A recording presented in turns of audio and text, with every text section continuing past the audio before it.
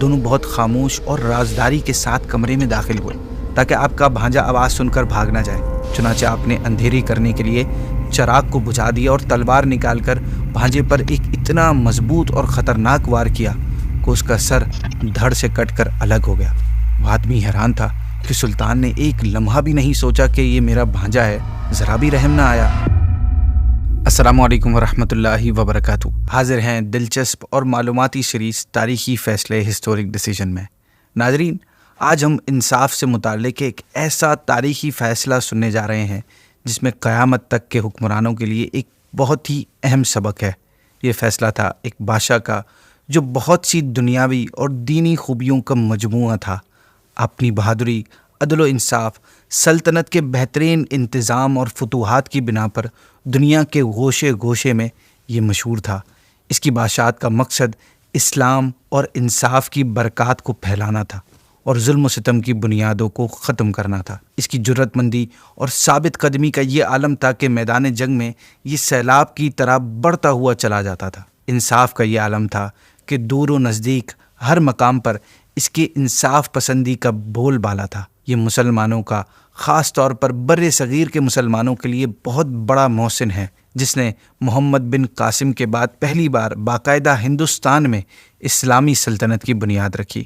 موجودہ جو پاکستان ہے، ہندوستان ہے، افغانستان ہے، ایران ہے اور جو یہ سینٹرل ایشین اسٹیٹس ہیں، یہاں تک پھیلی ہوئی عظیم غزنی سلطنت کے مالک، جسے دنیا بہترین فاتح اور سلطان محمود غزنوی کے نام سے جانتی ہے۔ سلطان محمود غزنوی رحمۃ اللہ تعالی علیہ کا اپنے بھانجے کو سزائے موت دینے کا فیصلہ جو آج ہم سنیں گے، اس فیصلے کے بارے میں سننے سے پہلے آپ کو مختصر سا ان کے بارے میں انٹروڈکشن جاننا ضروری ہے، تاکہ آپ کو معلوم ہو سکے کہ آپ کے اندر ایک اچھے بادشاہ کی خصوصیات اور انصاف پسندی جیسی صفات کیسے پیدا ہوئی تھی۔ ناظرین، محمود غزنوی رحمۃ اللہ تعالی علیہ 9 محرم الحرام 971 عیسوی میں پیدا ہوئے تھے۔ آپ کا اصل نام محمود تھا اور کنیت ابو القاسم تھی۔ عباسی خلافت کے خلیفہ القادر باللہ العباسی نے آپ کی زبردست کامیابیوں کے بعد آپ کو امین الملہ اور یمین الدولہ کے القابات دیے تھے۔ آپ نے چھوٹی سی عمر میں ہی قرآن پاک حفظ کرنے کے ساتھ ساتھ اسلامی فقہ اور علم و حدیث میں بھی مہارت حاصل کر لی تھی۔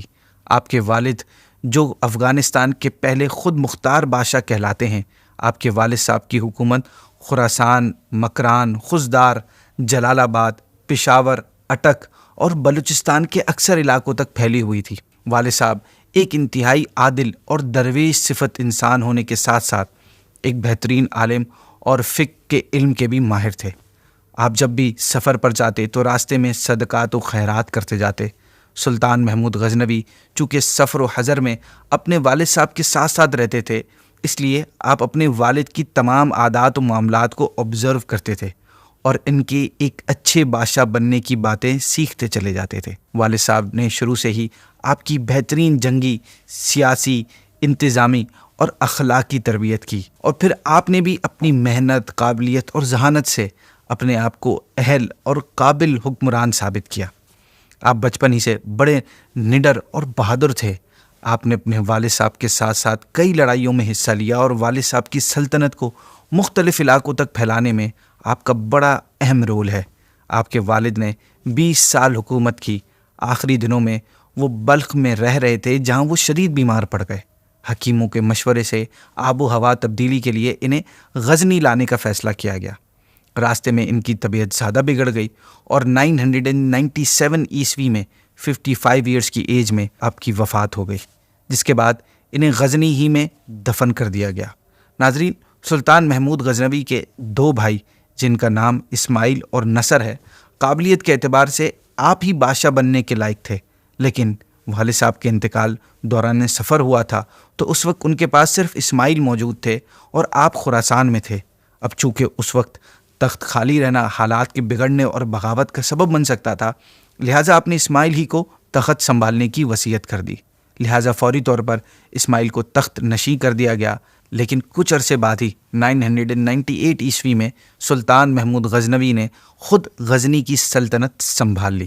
آپ کی ایج اس وقت 26 ایئرز کی تھی جب آپ نے غزنی کی حکومت کی سلطنت سنبھالی۔ حکومت لیتے ہی آپ نے خود کو محل میں مقید نہیں کیا، قید نہیں کیا، بلکہ اس سلطنت کو کافی پھیلایا۔ ان میں ہمدان، اصفہان، ہندوستان اور موجودہ پاکستان کے بھی کئی علاقے شامل تھے۔ سومنات کی فتح آپ کی عظیم الشان کارناموں میں شامل ہے۔ آپ سومنات کی فتح کے بعد لاہور کی حکومت میں اپنے وفادار اور محبوب غلام اور مشیر ایاز کو سونپنے کے بعد خود واپس غزنی افغانستان لوٹ آئے تھے۔ آپ چونکہ خود بھی ایک بہترین عالم فاضل تھے، لہٰذا آپ نے اہل علم و ادب کی خوب سرپرستی فرمائی۔ خوف خدا، حقوق العباد اور انصاف پسندی کا سبق آپ نے اپنے والد صاحب سے ہی سیکھا تھا۔ انصاف پسندی کیسی تھی؟ باوجود اس کے کہ آپ کے نام سے بڑے بڑے بادشاہ اور راجہ مہاراجہ کانپ جاتے تھے، اور آپ نے 17 بار بڑی سے بڑی فوجوں سے ٹکر لی اور ہر بار فاتح ہوئے، لیکن وہ آپ ہی تھے کہ جب آپ عدالت کی کرسی پر بیٹھتے تو ایک بڑھیا بھی اپنے ساتھ ہوئے ظلم پر آپ کو ڈانٹ دیا کرتی تھی، اور آپ اس کی ڈانٹ کو بھی سنتے تھے۔ یہ واقعہ تو بہت مشہور ہے آپ کا کہ ایک بوڑھی خاتون کا لڑکا کسی ڈاکے میں مارا گیا تھا، تو اس بوڑھی خاتون نے آپ کے دربار میں آپ کو بہت بری طرح ڈانٹا تھا، اور جب آپ نے اس سے یہ کہا کہ اتنے دور دراز کے مقامات کا انتظام میں کیسے کر سکتا ہوں، تو اس بوڑھی خاتون نے پھر آپ کو اور ڈانٹا کہ جب اتنی دور کا انتظام نہیں کر سکتا تو اس مقام کو فتح ہی کیوں کیا۔ اس جواب پر آپ لاجواب ہو کر اپنے راستوں اور گزرگاہوں کے امن و امان پر توجہ دی اور اس بوڑھی خاتون کو اتنا انعام دیا کہ وہ راضی ہو گئی۔ ناظرین، اصل بات یہ ہے کہ آپ جہاں پر ایک طرف نہایت بہادر اور عقل مند بادشاہ تھے، وہیں پر نہایت نیک اور انصاف پسند بھی تھے، عدل کرنے والے تھے۔ اس لیے غریب سے غریب آدمی بھی بڑی جرت کے ساتھ آپ کے سامنے اپنا مسئلہ بیان کر لیتا تھا۔ آپ کی اسی انصاف پسندی نے آپ کو اپنے بھانجے کو سزائے موت دینے کے فیصلے پر ابھارا۔ اس کا واقعہ کچھ اس طرح ملتا ہے کہ ایک بار ایک شخص آپ رحمۃ اللہ تعالی علیہ کے دربار میں حاضر ہوا اور اس نے فریاد کی کہ وہ سلطان سے تنہائی میں کچھ کہنا چاہتا ہے۔ آپ یہ سن کر فوراً تنہائی میں جا کر بیٹھ گئے، اکیلے جا کر بیٹھ گئے اور اس آدمی کو بلوا لیا اور اس سے کہا کہ بتاؤ ایسی کون سی بات ہے جو تم مجھ سے اکیلے میں کرنی ہے۔ اس نے کہا سلطان، معاملہ آپ کے خاندان کا ہے، اس لیے میں نے تنہائی میں آپ کو یہ بتانا چاہا۔ آپ حیران ہوئے، پھر اس سے مسئلہ پوچھا تو اس نے کہا سلطان محترم، آپ کا بھانجا ہر روز رات گئے میرے گھر آتا ہے اور مجھے گھر سے نکال دیتا ہے۔ آپ کا بھانجا ہونے کی وجہ سے میرے محلے کے لوگ ڈرتے ہیں اور کوئی اسے روکنے کے لیے آگے نہیں آتا، اور آپ کا قاضی بھی اس حوالے سے کچھ نہیں کرتے۔ میں کئی بار آپ کے قاضیوں کے ہاں فریاد لے کر گیا ہوں، لیکن سب آپ کے بھانجے کے ڈر سے مجھے بھگا دیتے ہیں۔ اب میں خود آپ کے پاس آیا ہوں اور آپ سے فریاد کرتا ہوں۔ اگر آپ بھی میری فریاد نہیں سنیں گے تو پھر میں قیامت کے دن خدا سے فریاد کروں گا۔ ناظرین، یہ بات سن کر سلطان محمود غزنوی سکتے میں آ گئے۔ تھوڑی دیر آپ خاموش رہے اور پھر اس سے کہا اچھا جاؤ، اور جب میرا بھانجا تمہارے گھر آئے تو مجھے فوراً خبر کرنا۔ اس آدمی نے عرض کی حضور، رات کے وقت مجھے آپ تک پہنچنے ہی کون دے گا؟ اس کی بات سمجھ میں آنے والی تھی کہ ایک عام آدمی کو دیر رات تک کون بادشاہ سے ملنے دے گا۔ چنانچہ آپ نے محل کے درباریوں، نوکروں اور سپاہیوں کو بلایا اور اس سے کہا کہ اس شخص کو پہچان لو، یہ جس وقت بھی مجھ سے ملنے آئے گا اسے فوراً میرے پاس پہنچا دیا جائے، کوئی روک ٹوک اور دیر نہ کی جائے۔ یہ سن کر ناظرین وہ آدمی وہاں سے چلا گیا۔ تیسرے دن رات کو وہ آدمی بادشاہ کے محل کی طرف چلا۔ آدھی رات کا وقت تھا۔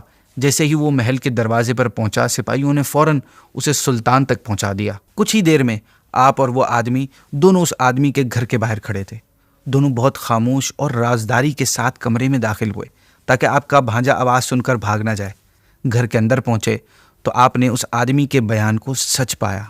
آپ نے فوراً اسی وقت اپنے بھانجے کا سر قلم کرنے کا فیصلہ کیا۔ چنانچہ آپ نے اندھیری کرنے کے لیے چراغ کو بجھا دیا اور تلوار نکال کر بھانجے پر ایک اتنا مضبوط اور خطرناک وار کیا کہ اس کا سر دھڑ سے کٹ کر الگ ہو گیا۔